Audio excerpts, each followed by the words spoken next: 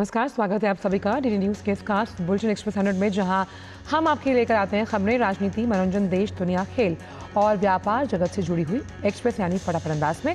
मैं हूं आंचल गुलाटी। देखते हैं खबरों को तेज रफ्तार के साथ।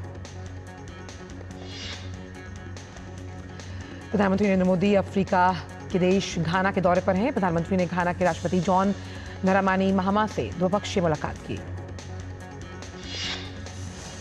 प्रधानमंत्री मोदी और घाना के राष्ट्रपति ने प्रतिनिधिमंडल स्तर की वार्ता की। दोनों देशों के साझा हितों और सहयोग को लेकर हुई चर्चा। भारत घाना के बीच कुल 4 समझौता ज्ञापन पर हुए हस्ताक्षर। संस्कृति क्षेत्र, प्रमुख क्षेत्रों में द्विपक्षीय सहयोग और साझेदारी को बढ़ाने पर दोनों देशों के बीच व्यापार, मानकीकरण और गुणवत्ता के लिए समझौता और आयुर्वेद को बढ़ावा देने के लिए एमओयू पर हुए साइन। ज्वाइंट स्टेटमेंट के दौरान प्रधानमंत्री ने कहा कि दोनों देशों की द्विपक्षीय साझेदारी को समग्र आर्थिक साझेदारी का रूप देने का निर्णय लिया गया। प्रधानमंत्री ने कहा कि अगले 5 वर्षों में दोनों देश आपसी व्यापार को दोगुना करने पर भी सहमत। वहीं नवीकरणीय ऊर्जा, वैक्सीन निर्माण, साइबर सुरक्षा, रक्षा सुरक्षा और क्रिटिकल मिनरल के क्षेत्र में भी सहयोग बढ़ाने को लेकर विचार। प्रधानमंत्री ने आतंकवाद के खिलाफ लड़ाई में सहयोग के लिए घाना का धन्यवाद दिया। दुनिया में बढ़ते क्षेत्रीय संघर्ष को लेकर चिंता जताई और कहा कि दोनों देशों में इस बात पर सहमत है कि युद्ध का युग नहीं है। वहीं घाना के राष्ट्रपति जॉन महामा ने कहा कि आर्थिक गतिविधि बढ़ाने के लिए दोनों देश निवेश और व्यापार को बढ़ाने के लिए मिलकर करेंगे काम। साथ ही पारंपरिक चिकित्सा और संस्कृति में सहयोग बढ़ेगा। प्रधानमंत्री नरेंद्र मोदी ने घाना की उपराष्ट्रपति नाना जैन ओपेकू आगेमांग से मुलाकात की। मुलाकात के दौरान दोनों नेताओं ने कई अहम मुद्दों पर चर्चा की। प्रधानमंत्री नरेंद्र मोदी को घाना के प्रतिष्ठित राष्ट्रीय पुरस्कार office of star of the Ghana से नवाजा गया। राष्ट्रपति जॉन दरामानी महामा ने ये पुरस्कार प्रदान किया। प्रधानमंत्री ने कहा कि घाना का ये राष्ट्रीय पुरस्कार गर्व और सम्मान की बात। उन्होंने पुरस्कार को भारतीय युवाओं की आकांक्षाओं और उनके उज्जवल भविष्य के साथ साथ दोनों देशों के ऐतिहासिक संबंधों को समर्पित किया। घाना के बाद प्रधानमंत्री नरेंद्र मोदी के विदेश दौरे का अगला पड़ाव होगा त्रिनिदाद और टोबैगो। भारत और त्रिनिदाद और टोबैगो के बीच संबंध मधुर और मैत्रीपूर्ण। त्रिनिदाद और टोबैगो पहुंचे गिरमिटिया मजदूरों की पीढ़ी ने डॉक्टर, वकील, नेता और लेखक बनकर देश की तरक्की में अहम भूमिका निभाई। जम्मू कश्मीर में बाबा बर्फानी के दर्शन के लिए अमरनाथ यात्रा का आज से शुभारंभ। पवित्र अमरनाथ गुफा में पहुंचते ही तीर्थयात्रियों ने भजन गाए। जम्मू कश्मीर के उपराज्यपाल मनोज सिन्हा ने एक्स पर पोस्ट कर कहा कि अमरनाथ जी की पवित्र यात्रा से समाज और राष्ट्र को नया मार्गदर्शन मिलता है। मैं बाबा बर्फानी के सभी भक्तों को हार्दिक बधाई और शुभकामनाएं देता हूं। वहीं रामबन स्वास्थ्य विभाग ने तीर्थयात्रियों के लिए रामबन जिले में NH 44 के किनारे अमरनाथ यात्रा मार्ग पर 17 चिकित्सा शिविर स्थापित किए। रामबन के मुख्य चिकित्सा अधिकारी डॉक्टर कमल जी जादू ने कहा कि यात्री निवास, चंद्रकोट और लंबर ग्राउंड में मिनी अस्पताल स्थापित किए गए, जिनमें 4 बिस्तर वाले इंडोर सुविधा, 1 प्रयोगशाला और 1 ECG इकाई है। लोकसभा अध्यक्ष ओम बिरला ने आज गुरुग्राम के मानेसर में राज्यों और केंद्र शासित प्रदेशों के शहरी स्थानीय निकायों के अध्यक्षों के पहले राष्ट्रीय सम्मेलन का उद्घाटन किया। दिल्ली के लाजपत नगर में एक महिला और उसके 14 वर्षीय बेटे के घर अंदर बेरहमी से हत्या कर दी गई। आज सुबह दोनों के शव मिले। महिला का शव बेडरूम और बेटे का शव बाथरूम में खून से लथपथ मिला। पुलिस ने मुख्य आरोपी मुकेश, इसकी आयु 24 वर्ष है, आरोपी को फरार होने के दौरान पकड़ लिया गया। राजधानी नई दिल्ली में अवैध रूप से रह रहे विदेशी नागरिकों के खिलाफ अभियान जारी है। इस अभियान के तहत साउथ डिस्ट्रिक्ट की एंटी ऑटो थेफ्ट स्क्वाड ने हौस खास इलाके में छापा मारकर 18 अवैध बांग्लादेशी नागरिकों को गिरफ्तार किया। पकड़े गए लोगों में 5 पुरुष, 7 महिलाएं और 6 बच्चे शामिल। एडिशनल डीसीपी सुमित झा ने बताया कि सभी लोग पिछले 6 वर्षों से बिना किसी वैध दस्तावेज के दिल्ली में रह रहे थे। भारत और फ्रांस की सेनाओं के बीच चल रहा संयुक्त सैन्य अभ्यास शक्ति का 8वां संस्करण आज संपन्न हुआ। इसका समापन फ्रांस के कैंप लार्जेक ला कैवेलरी में औपचारिक रूप से किया गया। इस अभ्यास में भारत की तरफ से जम्मू कश्मीर राइफल्स बटालियन के करीब 90 सैनिकों और फ्रांसीसी सेना की ओर से 13वीं डेमी ब्रिगेड डे लेजियन एट्राजेंड्रे ने हिस्सा लिया। उत्तर प्रदेश के मुख्यमंत्री ने लखनऊ में आज कैबिनेट की बैठक की अध्यक्षता की है। उत्तराखंड के रुद्रप्रयाग में भारी बारिश की वजह से अलकनंदा नदी उफान पर, साथ ही नदी किनारे सभी घाट और पैदल मार्ग जलमग्न। उत्तराखंड के रुद्रप्रयाग में श्री केदारनाथ धाम से लौटते समय सोनप्रयाग भूस्खलन क्षेत्र में फंसे करीब 40 श्रद्धालुओं को एसडीआरएफ ने बचाया। केदारनाथ धाम के रास्ते में सोनप्रयाग के पास देर रात अचानक मलबा गिरा, जिसके कारण केदारनाथ धाम से लौट रहे 40 से अधिक तीर्थयात्री कल रात करीब 10 बजे से फंसे हुए थे। उधर हिमाचल प्रदेश के मनाली केलांग मार्ग में सोलंग नाले में अचानक बाढ़ आ गई। हालांकि फिलहाल किसी तरह के जानमाल के नुकसान की कोई खबर नहीं। हिमाचल प्रदेश के मंडी क्षेत्र में भारी बारिश के कारण ब्यास नदी में भयंकर बाढ़ आ गई। राजस्थान में मानसून की बारिश का दौर इस सप्ताह जारी रहने का अनुमान। जोधपुर में बारिश के बाद कई जगहों पर जल भराव की समस्या देखी गई। गुजरात के बनासकांठा जिले के कई हिस्सों में बारिश हुई। पालनपुर में बारिश से जल जमाव, जिसकी वजह से जनजीवन अस्त व्यस्त। वाराणसी में गंगा नदी का जलस्तर लगातार बढ़ता हुआ, जिससे वजह से प्रशासन और नाविक सतर्क। मौसम विभाग ने उत्तर पश्चिम मध्य और पूर्वी भारत के कई हिस्सों में अगले 5 से 6 दिनों के दौरान सक्रिय मानसून की स्थिति को लेकर संभावना जताई है।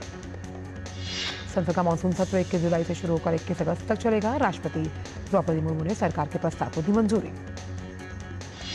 किरेन रिजिजू ने बताया कि इस सत्र के दौरान कई महत्वपूर्ण विधेयक और विषयों पर चर्चा होना संभव। विदेश मंत्री डॉक्टर जयशंकर ने अमेरिकी एजेंसी एफबीआई के इन्वेस्टिगेशन निदेशक आकाश पटेल और अमेरिकी राष्ट्रीय खुफिया निदेशक तुलसी गाबार्ड से मुलाकात की। डॉक्टर जयशंकर ने कहा कि इंडो पैसिफिक लॉजिस्टिक्स नेटवर्क जिस वर्ष में शुरू हुआ वहीं से लॉन्च हो रहा है, ये बहुत जल्द अपना फील्ड प्रशिक्षण अभ्यास आयोजित करेगा। आईएसएस की प्रतिवर्ष होने वाली अखिल भारतीय स्तर की प्रांत प्रचारक बैठक 4, 5 और 6 जुलाई को दिल्ली में आयोजित हो रही है। ये बैठक दिल्ली के केशव कुंज संघ कार्यालय में होगी। आईएसएस के अखिल भारतीय प्रचार प्रमुख सुनील आमेकर आज दिल्ली स्थित केशव कुंज कार्यालय में होने वाली बैठक को लेकर मीडिया को संबोधित करेंगे। विदेश मंत्रालय ने माली के कायास में डायमंड सीमेंट फैक्ट्री से 3 भारतीय नागरिकों के अपहरण पर गहरी चिंता जताई। बामको में भारतीय दूतावास माली सरकार और सीमेंट फैक्ट्री के अधिकारियों के साथ संपर्क में। देश में अगले 2 साल में डेंगू की स्वदेशी वैक्सीन तैयार होगी। चेन्नई स्थित नेशनल इंस्टीट्यूट ऑफ एपिडेमियोलॉजी देश के 20 केंद्रों और 10,000 लोगों पर फेज 3 का क्लिनिकल ट्रायल कर रहा है। इसी नेशनल इंस्टीट्यूट के निदेशक डॉक्टर मनोज वी मोरेकर ने बताया कि संस्थान में जापानी जो इंसेफेलाइटिस है और रेबीज की वैक्सीन है, उस पर काम चल रहा है। आईएसएस की प्रतिवर्ष होने वाली अखिल भारतीय प्रांत प्रचार बैठक 4, 5 और 6 जुलाई को दिल्ली में आयोजित होगी। आईएसएस के अखिल भारतीय प्रचार प्रमुख सुनील आमेकर दिल्ली स्थित केशव कुंज कार्यालय में होने वाली इस बैठक को लेकर आज मीडिया को संबोधित करेंगे। राष्ट्रीय मानवाधिकार आयोग ने ओडिशा के मुख्य सचिव और पुलिस महानिदेशक को अनुसूचित जाति के 2 व्यक्तियों पर कथित अत्याचार के मामले में नोटिस जारी किया। भारतीय सेना प्रमुख जनरल भूपेंद्र द्विवेदी ने भूटान स्थित भारतीय सैन्य प्रशिक्षण दल का दौरा किया, जहां उन्हें भारत और रॉयल भूटान आर्मी के बीच घनिष्ठ सैन्य सहयोग को आगे बढ़ाने में IMTRAT की महत्वपूर्ण भूमिका के बारे में जानकारी दी गई। उन्होंने भारतीय सेना और रॉयल भूटान आर्मी के सभी रैंकों के अधिकारियों के साथ बातचीत की और उनके केंद्रित संयुक्त प्रशिक्षण पहल और नेतृत्व विकास के लिए उनकी प्रशंसा की। उत्तराखंड के मुख्यमंत्री पुष्कर सिंह धामी ने हरिद्वार स्थित सिटी कंट्रोल रूम में कांवड़ मेला 2025 की तैयारियों को लेकर समीक्षा बैठक की। जम्मू कश्मीर के किश्तवाड़ के कंजुल मांडू में संयुक्त तलाशी अभियान चलाया जा रहा है। जानकारी के मुताबिक आतंकियों की मौजूदगी का इनपुट मिलने पर सेना, सीआरपीएफ और पुलिस ने इलाके की घेराबंदी कर सर्च ऑपरेशन शुरू किया। बिहार के मुख्यमंत्री के पोस्टर पटना स्थित भाजपा कार्यालय के बाहर लगाए गए। वैश्विक स्तर पर सकारात्मक संकेतों के बीच आज भारतीय शेयर बाजार हरे निशान में खुले। शुरुआती कारोबार में आईटी, फार्मा और ऑटो सेक्टर में खरीदारी देखने को मिली। इस्पात मंत्रालय ने कहा कि मंत्रालय ने 151 BIS स्टैंडर्ड के प्रवर्तन के लिए क्वालिटी कंट्रोल ऑर्डर्स जारी किए। आरबीआई ने बड़ा फैसला लेते हुए कहा कि 1 जनवरी 2026 से व्यक्तियों और सूक्ष्म और लघु उद्यमों द्वारा किए गए फ्लोटिंग दर में व्यापार कर्ज पर कोई पूर्व भुगतान शुल्क नहीं लगेगा। केंद्र सरकार ने देशी झींगा और समुद्री मछली पालन को लेकर नई गाइडलाइंस जारी की। इनके तहत हैचरी और फार्म के संचालन के लिए पंजीकरण होगा जरूरी। सीबीडीटी ने वित्त वर्ष 2025-26 के लिए लागत मुद्रास्फीति सूचकांक को बढ़ाकर 376 किया है।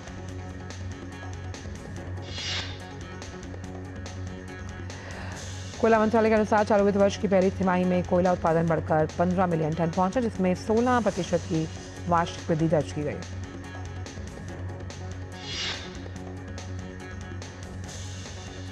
केंद्रीय दूरसंचार मंत्री ज्योतिरादित्य सिंधिया ने कहा कि सरकार भारतीय डाक के परिचालन को आधुनिक बनाने और तेजी से विकसित हो रहे ई-कॉमर्स इकोसिस्टम की उपस्थिति को मजबूत कर इसे लॉजिस्टिक्स पावर हाउस में बदलने के लिए काम कर रही है। ज्योतिरादित्य सिंधिया ने कहा कि इंडिया पोस्ट को भी हम लोग एक नई सर्विस के साथ तैनात कर रहे हैं, क्योंकि भारत में नहीं पूरे विश्व में किसी भी डिस्ट्रीब्यूशन प्लेटफॉर्म के पास इतने ज़्यादा टच पॉइंट्स नहीं जितने भारतीय डाक के पास है। सिंधिया ने कहा कि भारत के 36 राज्य और केंद्र शासित प्रदेश एक रेलगाड़ी की तरह हैं और प्रधानमंत्री की गतिशील विजन के तहत पूर्वोत्तर क्षेत्र निश्चित रूप से 2047 में विकसित भारत के रास्ते पर चल रही इस रेलगाड़ी का इंजन बन गया है।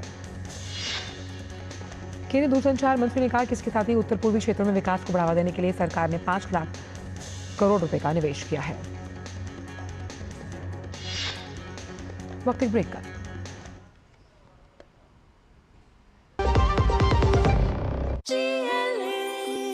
जो लक्ष्य चुना था समझ आने लगा है। जीएलए यूनिवर्सिटी, उच्च लक्ष्य की निश्चित प्राप्ति। जब धरती चीर कर निकलता है लोहे का पत्थर और मिलता है मोंगिया के जोश से, फिर तपता है, पिघलता है और बनता है फौलाद। अब होता है सरिया सारी खूबियों के साथ। मोंगिया स्टील, मजबूत देश का मजबूत सरिया। ब्रेक के बाद का स्वागत। अब करते हैं कुछ अन्य खबरों को एक्सप्रेस अंदाज में। 2025 की पहली छमाही में भारत के विलय और अधिग्रहण की इक्विटी मजबूत रही, जिसकी वजह से कुल सौदों का मूल्य $61 बिलियन के पार। वहीं भारत ने ऊर्जा और बिजली क्षेत्र में $20 बिलियन के सौदों के साथ बढ़त हासिल की। देश की सबसे यात्री वाहन कंपनी मारुति ने जून 2025 में भारत से 37,000 से ज्यादा वाहनों का निर्यात किया। फार्मिक्सिल के ताजा अपडेट के अनुसार भारत का फार्मास्यूटिकल निर्यात वित्त वर्ष 2026 की अप्रैल मई अवधि में सालाना आधार पर 7% से बढ़कर $4 बिलियन के पार। HSBC की रिसर्च के अनुसार भारत की जीडीपी वृद्धि दर 2025 के अप्रैल जून अवधि में 6.8 से 7% के बीच।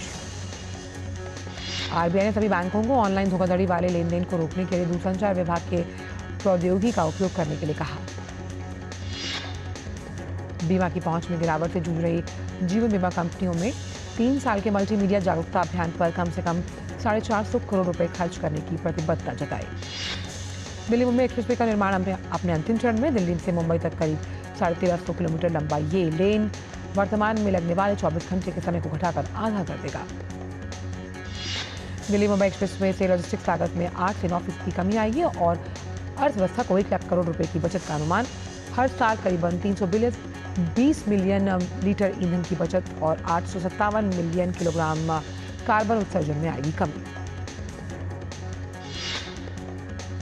दिग्गज टेक कंपनी माइक्रोसॉफ्ट ने बड़ा फैसला लेते हुए करीब 9,000 कर्मचारियों की छंटनी की घोषणा की। माइक्रोसॉफ्ट के मुताबिक ये छंटनी कंपनी के कुल कर्मचारियों का करीब 4% का हिस्सा। फिलहाल दुनिया भर में माइक्रोसॉफ्ट के करीब 2 लाख कर्मचारी हैं। एलन मस्क के स्वामित्व वाली सैटेलाइट इंटरनेट सर्विस स्टारलिंक ने श्रीलंका में आधिकारिक तौर पर सेवाएं शुरू की। इस लॉन्च के साथ श्रीलंका दक्षिण एशिया का तीसरा देश बना जिसे स्टारलिंक की इंटरनेट सर्विस की सुविधा प्राप्त हुई है। इजराइल गाजा में 2 महीने का युद्ध विराम करने के लिए सहमति पर तैयारी। ट्रंप ने हमास को चेतावनी देते हुए अंदाज में कहा कि पश्चिमी एशिया की भलाई के लिए हमास से समझौते को स्वीकार करने की उम्मीद, क्योंकि इससे बेहतर स्थिति नहीं हो सकती। इजराइल और अमेरिका के हमलों के बीच ईरान ने संयुक्त राष्ट्र परमाणु निगरानी संस्था के साथ किया सहयोग। पेंटागन प्रवक्ता ने कहा कि हमलों के कारण तेहरान के परमाणु कार्यक्रम में 2 साल तक की आई गिरावट। राष्ट्रपति ट्रंप ने फेडरल रिजर्व के अध्यक्ष जेरम पॉवेल से इस्तीफा देने की मांग की। अमेरिकी प्रतिनिधि सभा में राष्ट्रपति ट्रंप के महत्वपूर्ण विधेयक वन बिग ब्यूटीफुल बिल पर मतदान चल रहा है। ब्राजील के राष्ट्रपति अर्जेंटीना में आयोजित मार्कोसोल शिखर सम्मेलन में भाग लेने के लिए ब्यूनस आयर्स पहुंचे हैं। इंडोनेशिया के बाली द्वीप के पास 65 लोगों को ले जा रहे एक नौका डूबने से 2 लोगों की मौत, 43 अन्य लापता। राष्ट्रीय खोज और बचाव एजेंसी के अनुसार राहत और बचाव कार्य जारी, वहीं मृतकों का आंकड़ा बढ़ने की आशंका। अमेरिकी रैपर सीन डिडी कॉम्स को यौन शोषण के मामले में दोषी ठहराया गया। सीन डिडी को वेश्यावृत्ति से संबंधित अपराधों के लिए दोषी ठहराए जाने के कारण अभी जेल में रहना होगा। यूरोप के कई देश इन दिनों भीषण गर्मी की चपेट में, फ्रांस में तापमान 41 डिग्री के पार। बर्मिंघम टेस्ट के लिए पहले दिन का खेल खत्म होने तक भारतीय टीम ने अपनी पहली पारी में 5 विकेट खोकर 310 रन बना लिए। भारत के लिए कप्तान शुभमन गिल ने शानदार शतक लगाया। कप्तान के रूप में ये उनका दूसरा टेस्ट शतक। भारत की यूकी भांबरी और अमेरिका के रॉबर्ट गिलोवे की जोड़ी ने विंबलडन के पुरुष युगल वर्ग में दूसरे दौर में बनाई जगह। French open champion Carlos Alcaraz ने विंबलडन के अगले 2 दौर में बनाई जगह। वहीं एरेना सबलंका ने विंबलडन के अगले दौर में जगह बना ली। ब्रिटेन की एमा राडुकानो ने विंबलडन के तीसरे दौर में जगह बनाई। पिछले साल की उप विजेता जैस्मीन विंबलडन से बाहर हुई। दुनिया के 12वें नंबर के खिलाड़ी फ्रांसिस टियाफो को विंबलडन के दूसरे दौर में हार का सामना करना पड़ा। महिला यूरो चैंपियनशिप में मेजबान स्विट्जरलैंड को नॉर्वे के खिलाफ हार का सामना करना पड़ा। नॉर्वे की कोच ने अपनी टीम की जीत का श्रेय खिलाड़ियों को दिया। स्विट्जरलैंड की कोच की उम्मीद है कि उनकी टीम मेजबानी के दबाव को झेल सकती है। नॉर्वे के प्रशंसक अपनी टीम की जीत से खुश नजर आए। बायर्न म्यूनिख के स्ट्राइकर हैरी केन ने बुधवार को टीम के अभ्यास सत्र में लिया हिस्सा। क्लब विश्व कप के क्वार्टर फाइनल में बायर्न म्यूनिख का सामना पीएसजी से। और European champions Paris Saint Germain की टीम ने बुधवार को अभ्यास सत्र में लिया हिस्सा। एक्सप्रेस 100 में इतना ही। दीजिए इजाजत। नमस्कार।